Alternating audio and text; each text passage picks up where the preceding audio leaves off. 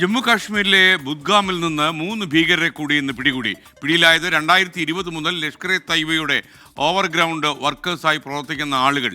ഭീകരരുടെ കയ്യിൽ നിന്നും ഒരു പിസ്റ്റളും ഒരു ഗ്രനേഡും കണ്ടെടുത്തിട്ടുണ്ട്. ബൽറാം നെടുങ്ങാടി ഡൽഹിയിൽ നിന്നും ടെലിഫോണിൽ ചേരുന്നു.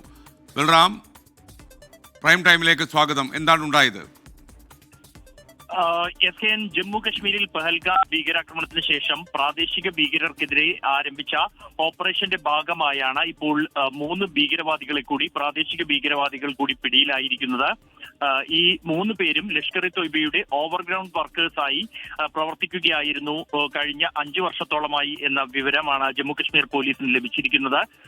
ഇതുമായി ബന്ധപ്പെട്ട് ലഭിച്ച രഹസ്യ വിവരത്തിന്റെ അടിസ്ഥാനത്തിലാണ് പോലീസ് ഇവരെ ചോദ്യം ചെയ്യുകയും തുടർന്ന് ഇവരുടെ അറസ്റ്റ് രേഖപ്പെടുത്തുകയും ചെയ്തിരിക്കുന്നത്. മുസാമിൽ അഹമ്മദ്, ഇഷ്ഫാഖ് പണ്ഡിറ്റ്, മുനീർ അഹമ്മദ് എന്നീ 3 പേരാണ് അറസ്റ്റിലായിരിക്കുന്നത്. 3 പേരും ബുദ്ഗാം സ്വദേശികൾ തന്നെയാണ്.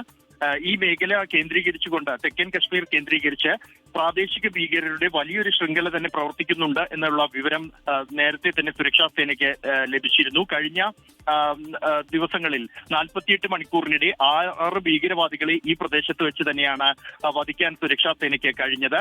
ഇതുമായി ബന്ധപ്പെട്ട് ഉള്ള വാർത്താ സമ്മേളനവും ഇന്ന് സംയുക്ത വാർത്താ സമ്മേളനവും സൈന്യവും ജമ്മുകശ്മീർ പോലീസും നടത്തിയിരുന്നു.